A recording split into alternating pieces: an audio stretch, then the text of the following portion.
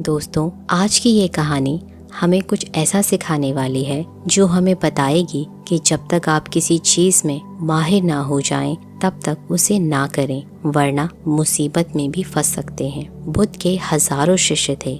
जब उनका कोई शिष्य बुद्धित्व को प्राप्त हो जाता, वो उसे एक दिशा में भेजकर वहाँ के लोगों को जागरूक करने और ज्ञान देने के लिए जाने की आज्ञा देते थे। बुद्ध का एक शिष्य 6 वर्ष से उनके पास रह रहा था। वह एक दिन महात्मा बुद्ध के पास आया और बुद्ध से कहा, हे बुद्ध, मुझे आपके पास 6 साल हो गए हैं।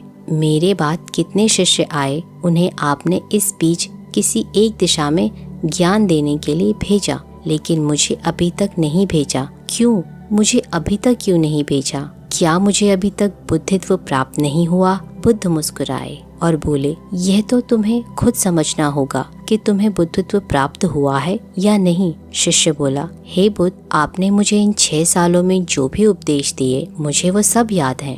आपकी बताई एक एक बात मुझे याद है।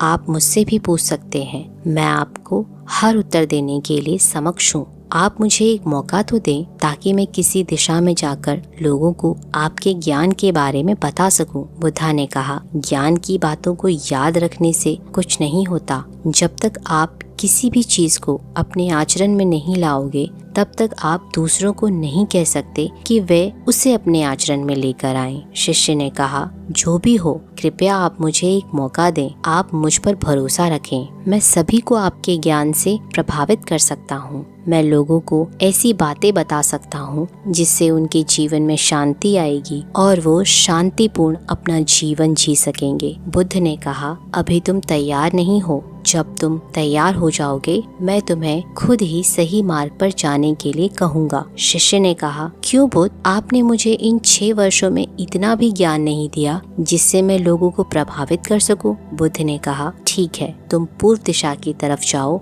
वहाँ तुम्हें एक गांव मिलेगा।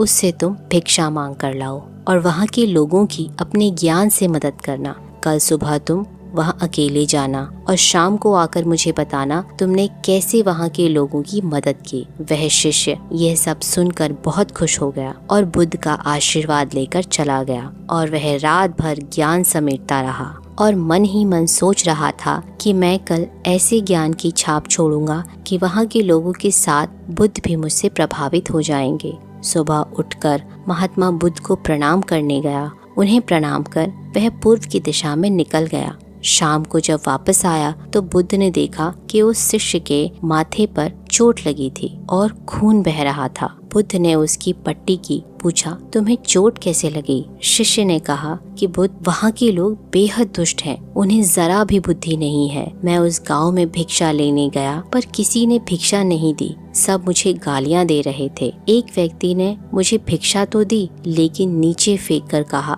इसे उठा लो। मैंने उन्हें काफी समझाया, लेकिन वह मेरी बात सुनने को तैयार ही नहीं थे। उल्टा उन्होंने मेरे साथ हाथापाई की, जिससे मुझे चोट लग गई है। बुद्ध, आप मुझे दूसरी जगह भेजें जहाँ के लोगों में बुद्धि हो। इस तरह ना हो। बुद्ध उसकी बात सुनकर मुस्कुराए और बोले कि अगर तुम्हें दूसरे गांव में भी ऐसे लोग मिले तब तुम क्या करोगे? शिष्य ने कहा, बुद्ध, ऐसे लोगों को कोई ज्ञान कैसे दे सकता है? वह लोग अज्ञानी हैं, उन्हें कौन समझाएगा? बुद्ध ने कहा, वह लोग अज्ञानी नहीं हैं, बल्कि ज्ञानी हैं। उनके पास बहुत बुद्धि है, परंतु उनके पास खुद का ज्ञान है। अब अगर तुम किसी दूसरे के ज्ञान को चोट पहुंचाओगे तो वह कुछ तो कहेगा ही तुम्हें। ऐसे लोग हर जगह मिलेंगे, तब तुम अपना ज्ञान उन्हें कैसे दोगे? बुद्ध ने शिष्य को कहा, आज तुम आराम कर लो, कल शाम को तुम मेरे पास आना। शिष्य बुद्ध को प्रणाम करके चला गया। अगली शाम जब वह बुद्ध के पास वापस आया तो वहाँ एक और बुद्ध का शिष्य मौजूद था। उनके हाथ में चोट लगी हुई थी। बुद्ध ने उस शिष्य के हाथ पर चोट देखी, उस पर पट्टी की और उस शिष्य से पूछा कि तुम्हें चोट कैसे लगी? शिष्य ने कहा, बुद्ध, आपने पूर्व के गांव में मुझे जाने के लिए कहा था, वहीं मुझे यह चोट लगी। बुद्ध ने कहा, वहाँ तुम्हारे साथ क्या क्या हुआ, तुम मुझे बताओ। शिष्य ने कहा, हे बुद्ध, वहाँ मैंने सबसे भिक्षा मांगी, लेकिन किसी ने भी भिक्षा दी नहीं। एक व्यक्ति ने भिक्षा दी थी, उसने भी वह भिक्षा जमीन पर फेंक दी और कहा, उठा लो। मैंने चुपचाप उसे उठाकर अपने पात्र में रख लिया। और उसे कल्याण का आशीर्वाद दिया। तब उस व्यक्ति ने मुझसे कहा, आप बड़े ही अजीब व्यक्ति हो, मैं आपका अपमान कर रहा हूँ और आप मुझे आशीर्वाद दे रहे हैं। मैंने उनसे कहा कि आप धनी हैं, आपने मुझे दान दिया है, इसलिए मैं आपको आशीर्वाद दे रहा हूँ। फिर वहाँ से मैं आगे चला तो कुछ लोगों ने मुझे वहाँ से जाने के लिए कहा। उन्होंने मुझे कुछ अपशब्द कहे और मुझ पर कुछ पत्थर फेंके, जिससे मुझे चोट लग गई। जब मैं वापस आ रहा था तब मैंने एक माँ को रोते हुए देखा। वह अपने बीमार बच्चे को लेकर चिंतित थी।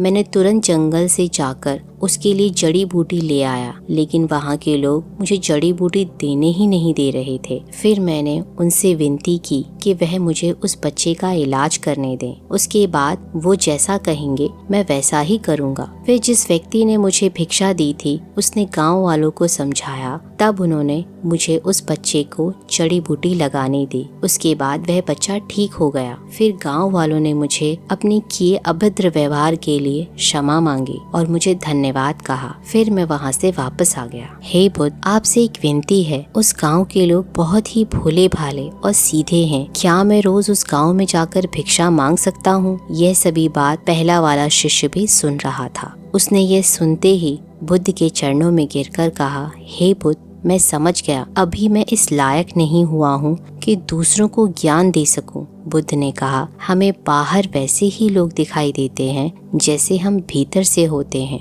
जब तक हम स्वयं को नहीं बदलते तब तक हम किसी को भी नहीं बदल सकते। खुद में परिवर्तन करना बहुत जरूरी है। कोई भी बात बताने से पहले उसे आचरण में लाना बेहद जरूरी है, क्योंकि आचरण में लाई हुई चीज को बताना, समझाना बहुत आसान होता है और उसे लोग बेहद आसानी से समझ भी पाते हैं। दोस्तों, हम सभी को ऐसा लगता है कि हमने जो कुछ भी सीखा है वह हमको दूसरों को सिखाना चाहिए, लेकिन हम जाने अनजाने दूसरों को सिखाने के चक्कर में कभी कभी गलत भी साबित हो जाते हैं। तो इसलिए अगर आप किसी को भी कोई सुझाव देने के लिए जाते हैं, आप कोई भी चीज सिखाने के लिए जाते हैं, तो सबसे पहले आप उस कार्य को संपूर्ण रूप से और सही ढंग से सीख जाएं। और जब आपको ये पक्का हो जाए कि अब आप इसमें निपुण हो चुके हैं, तभी आप दूसरों को सिखाने के लिए जाएं। अन्यथा दुर्व्यवहार हो सकता है, आपको क्षति भी पहुंच सकती है।